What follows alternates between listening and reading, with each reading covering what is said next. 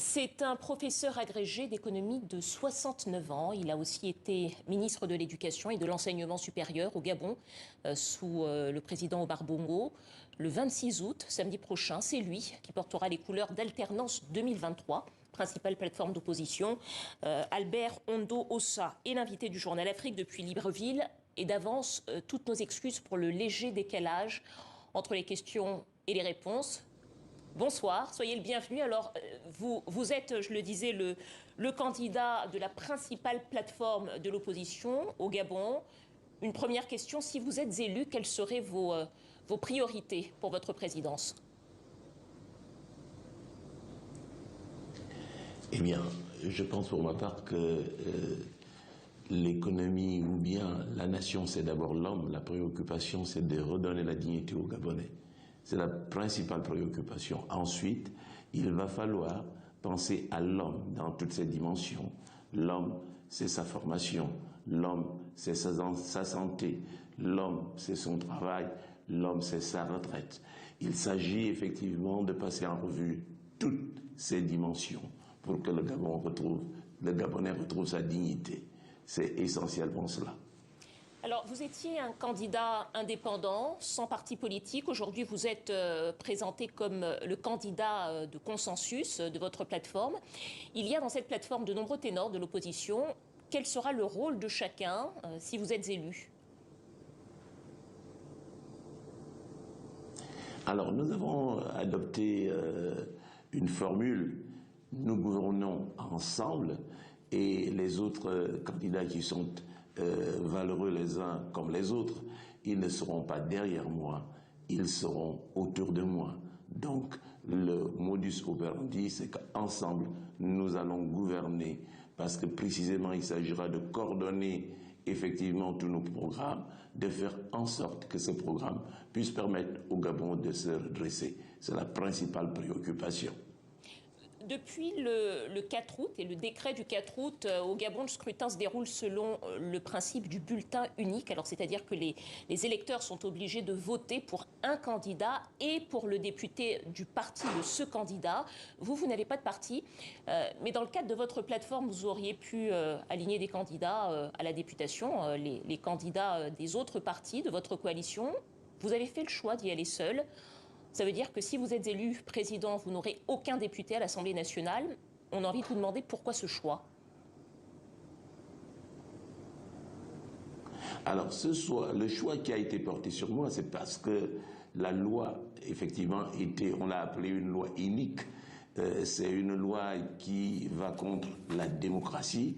Elle ne permet pas, effectivement, d'exercer la démocratie dans notre pays. Et voilà pourquoi, effectivement, on a préféré prendre quelqu'un qui est un candidat indépendant. Et le candidat indépendant a la particularité de ne pas avoir, effectivement, de député. Il est alors obligé de pouvoir dissoudre le Parlement. C'est ça précisément qui va se passer. La dissolution du Parlement, on remet tout à plat et on repart à zéro. Il s'agit donc d'une stratégie délibérée pour faire table rase du système politique tel qu'il est aujourd'hui. Si vous êtes élu, bien sûr. C'est exactement cela. Le système politique, c'est un système liberticide qui ne permet vraiment pas à la démocratie de s'exercer et qui permet la pérennité du système actuel. Il fallait trouver une solution face aux procédures du pouvoir. C'est la première fois qu'on voit cela, une loi électorale qui est modifiée alors que le processus électoral a commencé, parce que le pouvoir se sentant en danger voulait absolument se maintenir. Et de ce point de vue, on a trouvé cette formule-là, et elle marche, et elle va marcher. Monsieur Ondo Ossa, hier soir, le journal de 20h de la télévision nationale a diffusé en ouverture un enregistrement présenté comme une conversation entre vous et votre allié, Alexandre Barraud-Chambrier. Nous avons choisi de ne pas diffuser le son de cet enregistrement, faute d'avoir pu l'authentifier. Mais les propos qui vous sont attribués, on entend deux hommes planifier la prise de pouvoir avec l'aide du chef de l'État français, Emmanuel Macron. Je voudrais simplement vous demander d'abord votre réaction à la diffusion de cet enregistrement et si vous reconnaissez avoir tenu ces propos avec Alexandre Barrou-Chambrier. Alors la première chose, c'est que je reprendrai une vieille formule. Il faut laisser les choses basses mourir d'elles-mêmes. Je n'ai pas d'autres commentaires parce que précisément c'est du trafic. Il existe aujourd'hui, les nouvelles technologies de communication sont capables de tout. Et on a inventé une conversation de toutes pièces en imitant la voix de M. Alexandre Barrou-Chambrier. Et dans cette vidéo que moi-même j'ai écoutée, on ne m'entend même pas parler.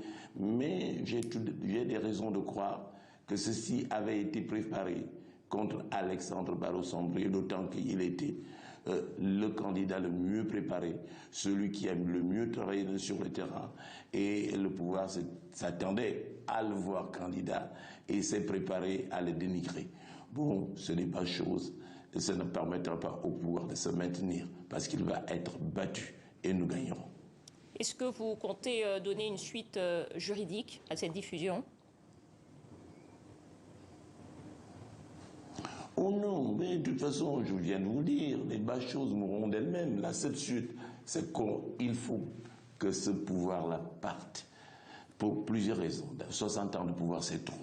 Ne serait-ce que cela. Ensuite, c'est un pouvoir liberticide qui ne permet pas aux Gabonais de se déployer. Il faut qu'ils partent.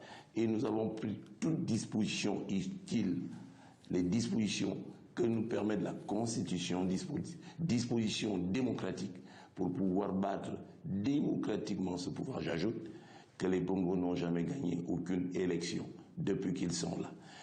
Ils s'imposent par la force. Une toute dernière question, Monsieur Ondo-Ansah, il nous reste quelques secondes. Il vous reste 3 jours de campagne et vous avez été désigné ce week-end seulement. Est-ce que vous aurez la possibilité d'aller à la rencontre des électeurs dans tout le pays ? Eh bien, nous n'aurons plus la possibilité puisque ce matin même, on nous a bloqués, on n'a pas donné des autorisations à un avion qui nous convoyait vers l'intérieur du pays. Nous avons choisi quelques endroits, nous irons en véhicule, mais il faut savoir que les nouvelles technologies de communication nous sont favorables. Deuxièmement, il faut savoir que le peuple gabonais a marre effectivement du système actuel, du pouvoir actuel, a marre des Bongos. Le peuple gabonais rêve de changement et c'est ce que nous avons pu remarquer à l'intérieur du pays comme à Libreville. Nous allons gagner cette élection présidentielle. Merci à vous, Albert Ondo-Ansah, candidat à la présidentielle gabonaise pour la plateforme d'opposition Alternance 2023.